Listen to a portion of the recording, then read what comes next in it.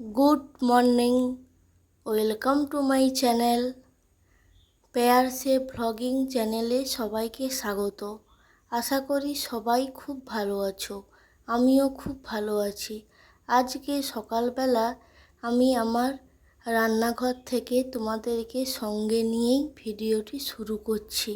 দেখো, চালটা ভালো করে ধুয়ে নিচ্ছি, ধুয়ে বসিয়ে দেব। আর এপাশে ফ্রিজে মাছগুলো ছিল, ভিজিয়ে দিয়েছি, ঠান্ডাটা কেটে যাবে, তারপরে ভেজে নেব। দেখো, চালটা আমার ধোয়া হয়ে গেছে, আমি বসিয়ে দিয়েছি। আর এপাশে সবজিগুলো আমি বের করিয়ে নেব। পটলের তরকারি করব ভাবছি, আর করলা ভাজা আর মাছের ঝোল হবে। এই রেসিপি গরমে আর বেশি কিছু করলাম না, আর খুব অসুবিধেও হয় এই গরমে, কেউ কিছু খেতেও চাইবে না। একটু তেতো খেলে মুখে স্বাদটা অন্যরকম হবে, খেতে এই সময় তেতো টক খুব ভালো লাগবে। আমি করলাগুলোকে কেটে নিচ্ছি, আর একটা আলুও ওতে দিয়ে দেব সরু সরু করে। করলা আলু ভাজা কাটা হয়ে যাবে, আর পটলও আমি কেটে নেব। তোমরা প্লিজ সঙ্গে থেকো।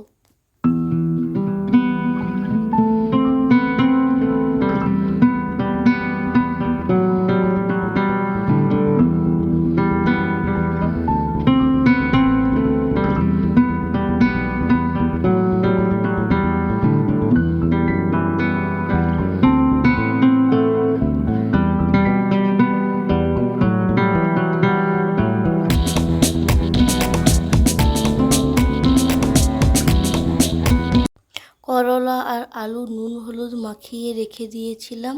দেখো, আমার ভাজা হয়ে গেছে। আর পটল আর আলুকেও আমি ধুয়ে নুন হলুদ মাখিয়ে দিয়েছি, তাহলে খুব তাড়াতাড়ি করে ভাজা হয়ে যাবে। এপাশে দেখো, আমার ভাতটাও হয়ে গেছে, সেটাও ফ্যান ঝাড়িয়ে নিয়েছি। তারপরে আমি দেখো মাছগুলোকে ভেজে নেব, আর পটল আলুগুলোকেও ভেজে নেব। কড়াইতে তেলটা খুব ভালো মতো গরম হয়ে গেলেই আমি মাছগুলোকে ভেজে নেব। এপাশে আমি মাছগুলো ভাজা হবে এক পাশে মাছের ঝোল আর পটলের তরকারির জন্য আমি মশলা করে নেব। পেঁয়াজ, রসুন, টমেটো, আদা এইগুলো আমি কেটে মিক্সার গ্রাইন্ডে বেটে নেব। দেখো, এক পাশে মাছ ভাজা হচ্ছে, আর এক পাশে আমি মশলাগুলো করে নেব। মাছগুলো ভাজা হবে এক পাশে মাছের ঝোল আর পটলের তরকারির জন্য আমি মশলা করে নেব। পেঁয়াজ, রসুন, টমেটো, আদা এইগুলো আমি কেটে মিক্সার গ্রাইন্ডে বেটে নেব। দেখো, এক পাশে মাছ ভাজা হচ্ছে, আর এক পাশে আমি মশলাগুলো করে নেব। আমি তো সেভাবে এখনও ক্যামেরা ফ্রেন্ডলি হয়ে উঠিনি, সব কিছু কাজ শেয়ার করা আমার পক্ষে সম্ভব হচ্ছে না। খুব যেন দেরি হয়ে যাচ্ছে সমস্ত কিছুতেই। সেজন্য যতটা পাচ্ছি দেখাচ্ছি, পরে পরে চেষ্টা করব সব কিছুই একটু একটু তোমাদের সঙ্গে শেয়ার করতে।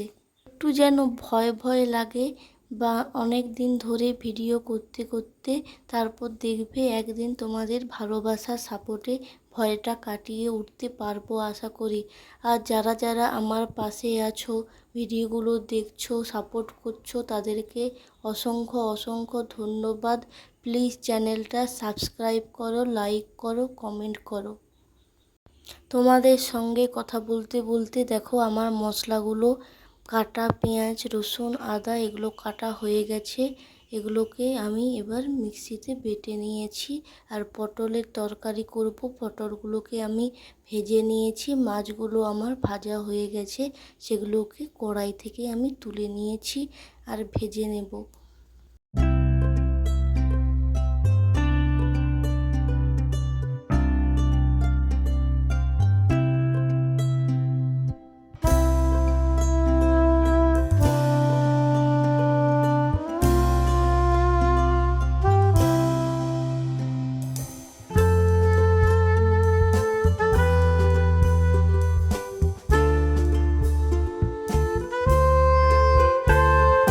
রান্নাটা করতে করতে এত গরম লাগছে, একটু লস্যি বের করে খেয়ে নিলাম। আরেক পাশে রান্না চলছে। তারপর দেখো পটলগুলো আমার প্রায় ভাজা হয়ে গেছে, তুলে নিচ্ছি।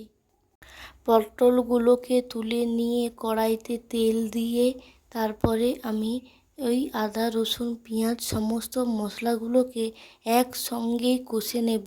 পটলের তরকারি আর মাছের ঝোলের জন্য যে মশলা করেছি একসঙ্গেই কষে নেব। তারপর একটুখানি তুলে নেব পটলের তরকারির জন্য, আর বাকিটা ঝোল করে নেব। কিছুটা পেঁয়াজ রসুন আদা বেটে নিয়েছি আর কিছুটা কুচিয়ে রেখে দিয়েছি। পেঁয়াজগুলো ভাজা হয়ে গেলে টমেটো দিয়ে দেব। টমেটো আর পেঁয়াজ একটু গলে গেলে তারপর বাটা মশলাগুলোকে আমি দিয়ে ভালো করে কষে নেব।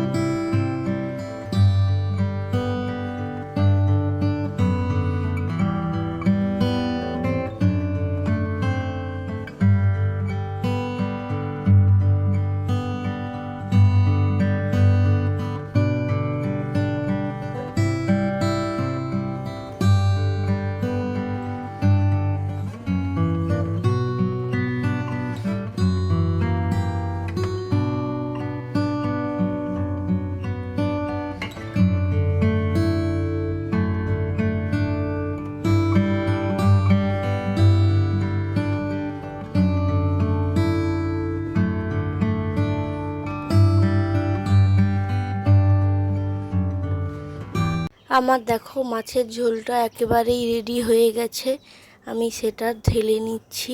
তারপর পটলের তরকারিটা আমি করে নেব।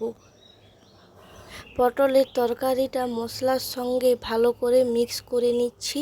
তারপর একটু অল্প পরিমাণ জল দিয়ে ভালো করে একটু ফুটিয়ে নেব আর ভালো করে সিদ্ধও করে নেব। পটলটা একেবারে সুসিদ্ধ হয়ে যাবে, একেবারেই রেডি হয়ে যাবে আমার পটলের তরকারি, মাছের ঝোল আর করলা ভাজা। দেখো একেবারেই প্রায় রেডি। পটলের তরকারিটাকেও আমি তুলে নিচ্ছি, আমার একেবারেই রেডি হয়ে গেছে।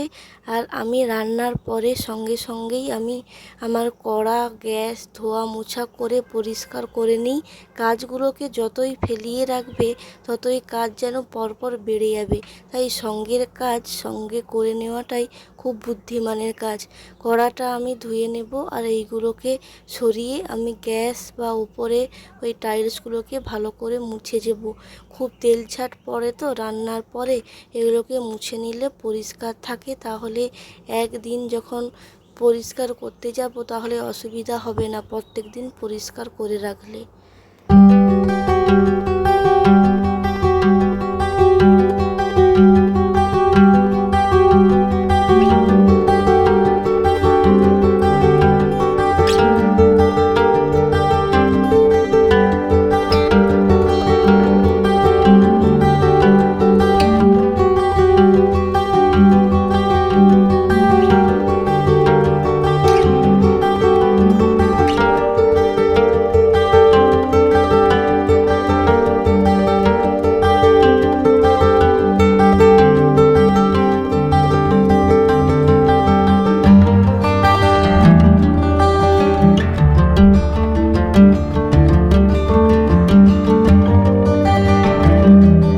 দেখো রান্না একেবারেই কমপ্লিট। যারা এতক্ষণ ধরে আমার সঙ্গে ছিলে শেষ পর্যন্ত তাদের অসংখ্য অসংখ্য ধন্যবাদ। সবাই সুস্থ থেকো।